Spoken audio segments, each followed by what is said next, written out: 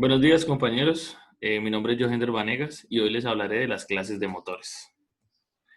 Para hablar de las clases de motores vamos a hablar de qué es un motor. Y bueno, básicamente son máquinas rotativas que son capaces de transformarme la energía eléctrica en energía mecánica o en algún tipo de movimiento, siendo capaces de múltiples tareas, tales como arrancar, acelerar, mover, frenar o sostener algún tipo de carga. Como podemos ver en el diagrama o en el dibujo, este es un motor. ¿Qué podemos ver acá? Aquí vemos el estator de este mismo, su ventilador que gira a la misma velocidad del rotor, el cual el aire que circula en él lo manda por sus aletas que se encuentran debajo de la placa de características para refrigerar el motor. Pues aquí también está la placa característica, que es la que me dice el voltaje de alimentación, la potencia, la frecuencia de este mismo. La carcasa, que es el recubrimiento, su bobinado, su eje, su rodamiento que va antes del eje que sobresale, su rotor y su placa de bornes, que es la placa de conexión, que puede ser bifásica, trifásica o monofásica. Bueno, vamos a hablar del primer motor. Se dice que el padre del motor eléctrico fue el británico Michael Faraday, que en 1821 demuestra por medios electromagnéticos el principio de conversión de la energía eléctrica en energía mecánica. Este se llamó motor homopolar. ¿Y cómo se desarrolló dicho experimento? Bueno, se sumergió un alambre de hierro de un extremo en un recipiente lleno de mercurio, en el cual se introduce un imán. Dicho alambre comienza a rotar en cuanto se le suministra una corriente eléctrica desde una batería química externa. Bueno, ¿y qué es homopolar? Homopolar se le denomina a que es un circuito magnético con un flujo único y unidireccional. Ahora sí entremos en contexto. Vamos a hablar del motor de reluctancia.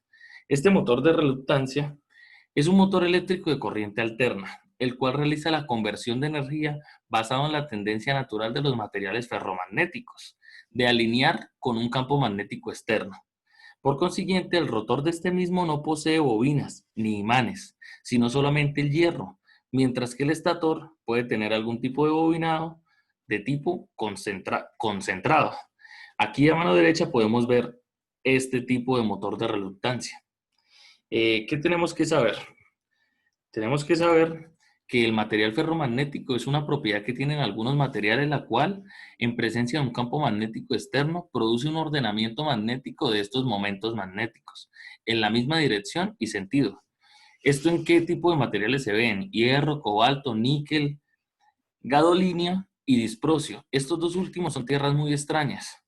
Aquí podemos ver una consecuencia del ordenamiento de un material ferromagnético de sus momentos magnéticos.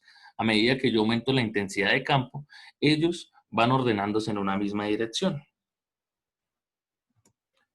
Bueno, el par de reluctancia de este mismo. El motor de reluctancia es aquel que puede operar dependiendo del par de su misma reluctancia, valga la redundancia. Para que se produzca un par de reluctancia en un objeto, se debe extender a lo largo del eje en los ángulos que corresponden con los ángulos de los polos adyacentes del campo magnético externo. Como vemos en la figura, aquí podemos ver un estator monofásico o trifásico. Su movimiento va en contra de las manecillas del rotor, de las manecillas del reloj, perdón. Aquí vemos el campo del estator y el campo del rotor. La separación o el ángulo que tienen entre ellos es el ángulo delta, que me dice que el torque inducido es proporcional al seno de 2 veces delta. Bueno, como decía anteriormente, el esquema que mostraba del rotor es de dos polos. Se puede demostrar que el torque aplicado al rotor, el par aplicado al rotor del motor es proporcional a 2 veces delta, donde delta es el ángulo eléctrico entre los campos magnéticos del rotor y del estator. ¿Qué tenemos que saber también, por favor? El par de reluctancia es el par inducido en un objeto de hierro en presencia de un campo magnético externo, que provoca que el objeto se alinee con dicho campo externo. Este par se presenta debido a que el campo externo induce un campo magnético interno en el objeto del hierro y el par aparece entre los dos campos, haciendo que el objeto gire hasta que se alinee con el campo magnético externo. El par de reluctancia de un motor llega a su valor máximo cuando el ángulo entre los campos magnéticos del estator es de 45 grados. Esto tenemos que saberlo. Y cabe resaltar que este tipo de motor lo podemos denominar como un motor síncrono, puesto que el rotor estará unido a campos magnéticos del estator mientras no exceda su par máximo del motor, al igual que el motor síncrono normal que hemos visto a lo largo de nuestra materia. No tiene un par de arranque y no puede encenderse solo con una carga que tenga consigo. Por eso venimos a hablar del motor de reluctancia de autoarranque. ¿Qué nos quiere decir esto?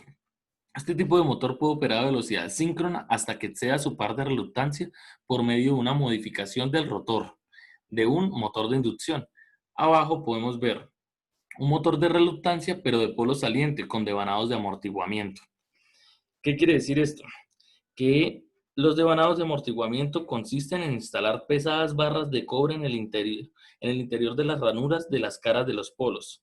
Estas se conectan todas juntas, se cortocircuitan en ambos extremos del rotor, ya que las corrientes que se inducen en las barras por efecto de los campos magnéticos giratorios del entrehierro interactúan con el campo para producir un par en sentido de rotación de este mismo.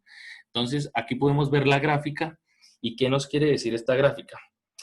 Que, por ejemplo, como tenemos estos polos de amortiguamiento, si vemos la línea que comienza desde cero, esta línea está punteada ya que el motor de reluctancia operaría desde allí, pero como tenemos el autoarranque con los polos con los devanados de amortiguamiento, va a tener en promedio un par de 370 Nm, lo cual me hará mover la carga.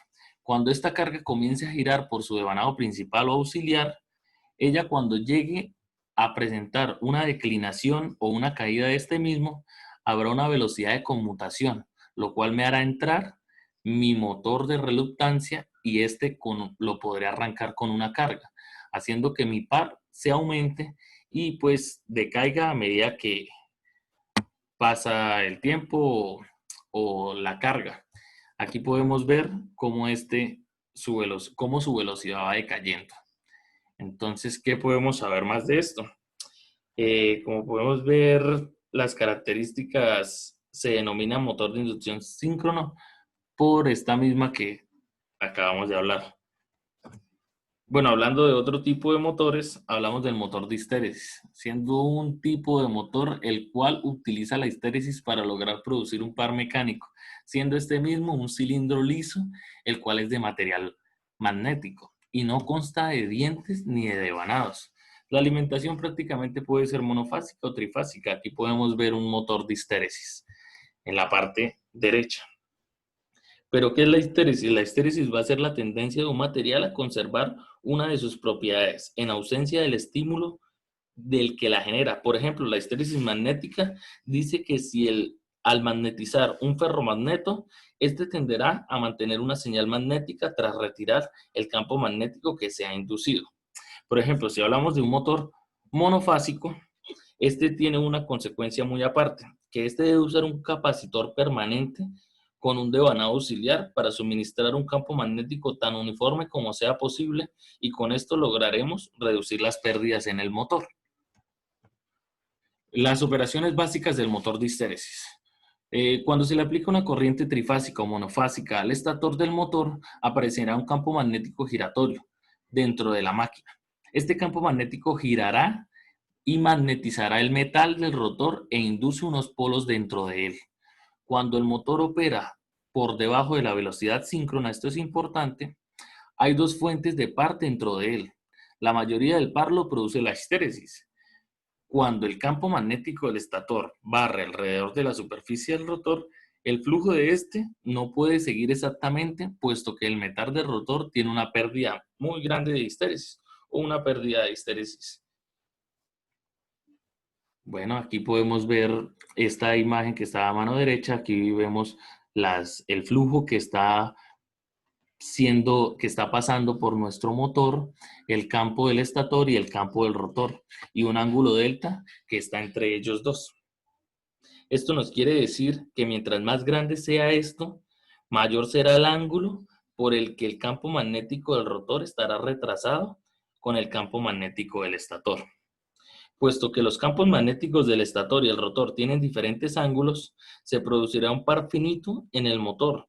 Además, el campo magnético del estator producirá corrientes parásitas, también llamadas corrientes de Foucault, en el rotor, las cuales producen su propio campo magnético e incrementan aún más el par en nuestro rotor.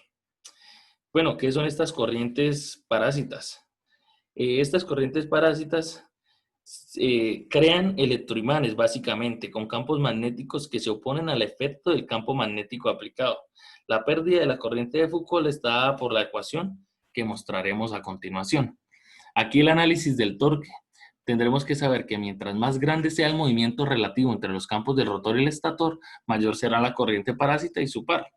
Como podemos saber, tenemos por ecuación que la pérdida por Foucault va a ser igual a una constante K sub E, una frecuencia de corriente Foucault, que la denotaremos como F2, y B, que sería la densidad de flujo. Entonces, si nosotros sabemos, la frecuencia sub 2 va a ser igual al deslizamiento por la frecuencia 1. Entonces, si introducimos la fórmula 1 en la fórmula 2 en la fórmula 1, resultará por consiguiente esta fórmula 3 que está acá, que dice que la pérdida por Foucault va a ser igual a la constante por el deslizamiento al cuadrado por la frecuencia 1 al cuadrado por la densidad de flujo al cuadrado. ¿Y qué nos llevará a esto? Que el torque de Foucault va a ser igual a la pérdida de Foucault sobre el deslizamiento por la velocidad síncrona. Pero también tenemos que saber que aquí en la parte derecha tenemos las pérdidas por histéresis, que básicamente es lo mismo. ¿Qué nos dicen estas pérdidas por histéresis? Que va a ser una constante de histéresis, una frecuencia 2 y vamos a tener la densidad de flujo elevado a una constante que es 1.6. Aquí básicamente hacemos lo mismo que lo anterior. Decimos que la frecuencia F2 es igual a S por F1, sustituimos en la fórmula y nos iría a quedar las pérdidas por histéresis igual a la constante por el deslizamiento al cuadrado, por la frecuencia 1 al cuadrado, por el campo que tenemos, por la densidad de flujo elevado a 1.6, dándonos que el torque por histéresis será las pérdidas por histéresis sobre el deslizamiento por la velocidad síncrona que tendrá esta misma. Cabe resaltar que cuando el motor llega a una velocidad síncrona, el flujo del estator deja de barrer a través del rotor y este actúa como un imán permanente. Esto es una particularidad muy esencial. Entonces, el par inducido en el motor es proporcional al ángulo entre el campo magnético del rotor y el estator, hasta un ángulo máximo delimitado por la histéresis misma que se tenga en este rotor. Hablaremos un poco de la característica par velocidad. Puesto que la cantidad de histéresis dentro de un rotor está en función solo de la densidad de flujo en el estator y del material del que está hecho, el par de histéresis del motor es aproximadamente una constante a cualquier velocidad entre 0 y la velocidad síncrona. El par de la corriente parásito es aproximadamente proporcional al deslizamiento del motor. Aquí vemos la gráfica y vemos que el torque de arranque prácticamente va a ser constante hasta llegar a una velocidad síncrona. Luego decae, pero tendrá un poco de error ya que se ve una pendiente muy pequeña, pero tenderá a ser constante este par de arranque sin sobrepasar su velocidad síncrona, como se dijo anteriormente, puesto que el par del motor de histéresis a cualquier velocidad subsíncrona es mayor que el par síncrono máximo. El motor de histéresis puede acelerar con cualquier carga que pueda soportar su operación nominal. Bueno, aquí hablaremos de los motores paso a paso. Los motores paso a paso esencialmente vienen siendo un tipo de motor síncrono diseñado para girar a cierto número específico de grados por cada pulso eléctrico que reciba su unidad de control. Los pasos típicos son de 7.5 grados o 15 grados por pulso. Estos motores se utilizan en sistemas de control, puesto pueden controlar la precisión de la posición de un eje u otra pieza en una maquinaria. Aquí vemos la figura de un motor paso a paso con su módulo de control, el cual por medio de un sistema embebido, un Arduino, un PLC, lo podemos controlar y darle los giros que querramos. Podemos notar Acá, cómo la unidad de control está siendo alimentada por un voltaje de corriente directa. Este voltaje y tenemos un voltaje de control. Va a salir prácticamente tres fases. Cuatro fases y una estará aterrizada a tierra, cada una dándome un tipo de pulso en nuestro motor. ¿Qué podemos ver acá? Que las entradas de la potencia consisten en una fuente de potencia CD y una señal que consta. En el dibujo que vemos acá al lado vemos un pulso, que el primer pulso podría ser, por ejemplo, un temporizador, un 555, el cual me esté dando una determinación de pulsos, luego un voltaje A, un voltaje B y un voltaje C. Aquí tenemos una tabla que me indica los números de pulsos, los voltajes de fase. Si podemos ver, como se mencionaba más o menos en lógica digital, podíamos ver que los flancos de subida iban a interactuar con los pulsos que se vayan a tener. Y por ejemplo, nosotros teniendo un voltaje con un pulso 1, por ejemplo, tenemos un voltaje I sub A, que va a ser el voltaje de directa, y un voltaje en B y en C de 0.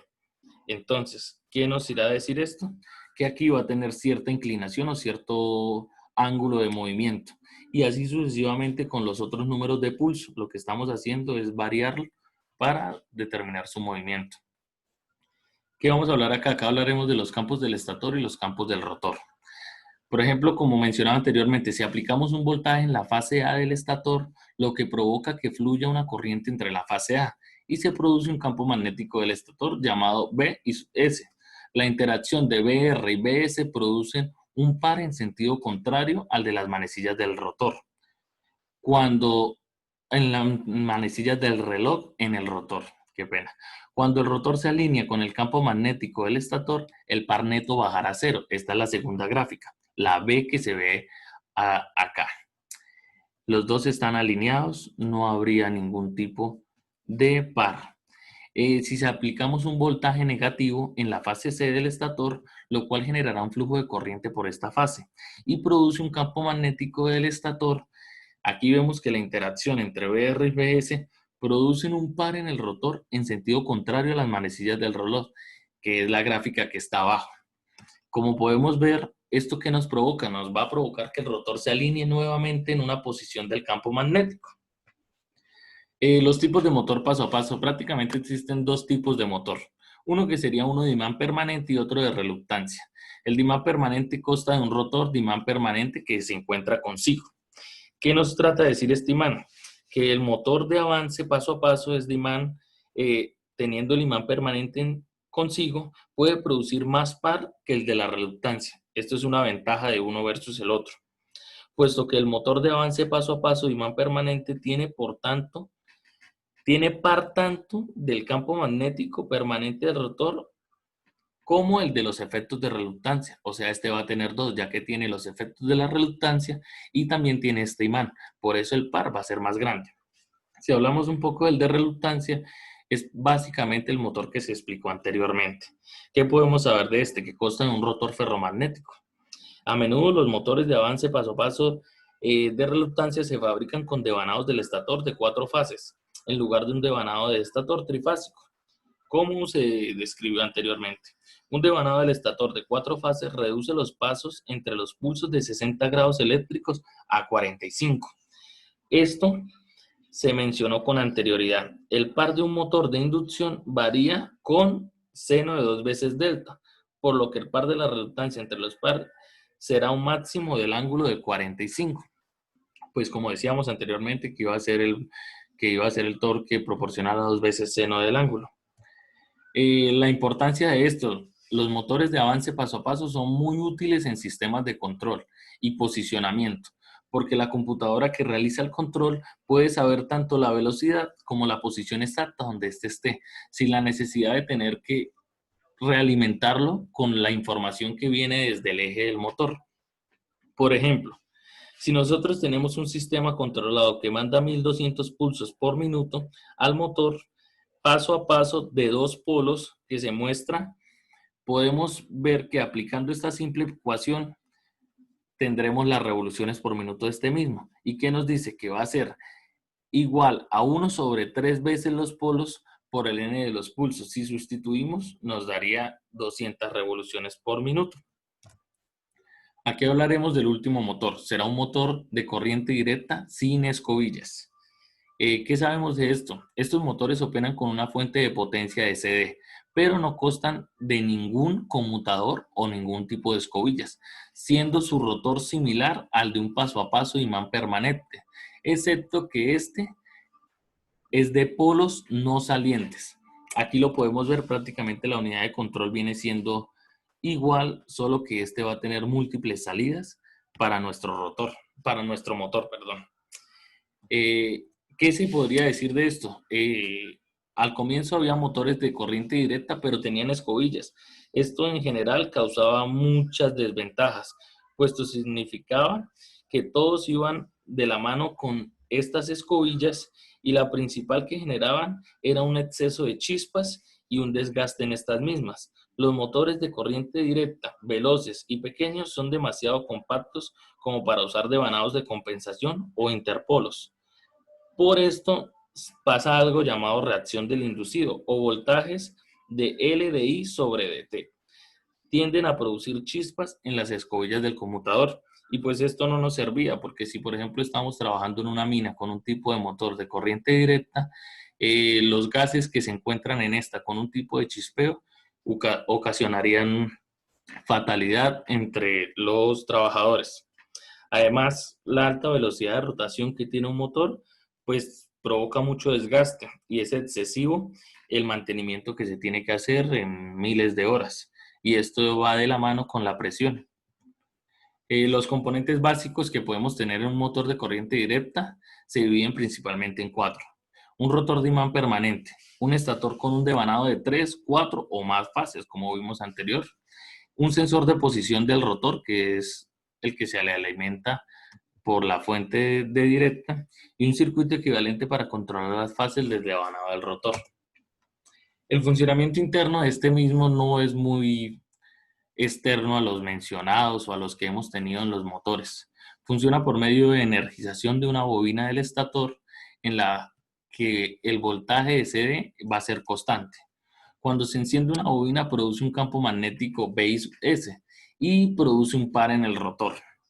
Como podemos ver, el torque inducido va a ser igual a una constante de BR producto cruz BS.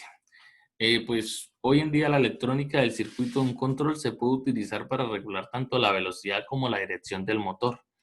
El efecto neto de este diseño de motor, que opera con una fuente de potencia CD, con un control absoluto de la velocidad y la dirección de un rotor.